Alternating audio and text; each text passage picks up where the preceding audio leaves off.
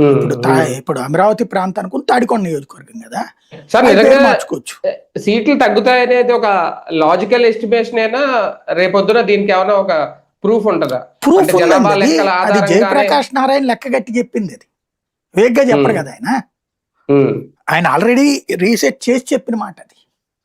అవును, జనాభా లెక్క అంటే మనకి 2027 వరకు టైం ఉంది కదా సార్ జనాభా నేను లెక్కలకు అంటోంది. సంబంధించి. ఆల్రెడీ మన దగ్గర లెక్క ఉంది అంటున్నా. దేశవ్యాప్తంగా ప్రతి ఒక్కళ్ళు పుట్టే లెక్క ఉంది. ఏ ఊరు దేశంలో ఇప్పుడు ఇవాళ ఉన్న లెక్క 145 కోట్లు దేశ జనాభా. సరే, అవును అవును. ఇది ఎట్లా చెప్పగలుగుతున్నారు? ఐక్యరాజ్య సమితి లెక్కలు అయితే గనక అంతకుముందు మన జననాల రేటు ప్రకారం 155 కోట్లు చేసింది ఆ మధ్య. 150, 155 అని చెప్పింది అది. కానీ మన భారత ప్రభుత్వం ఖండించింది.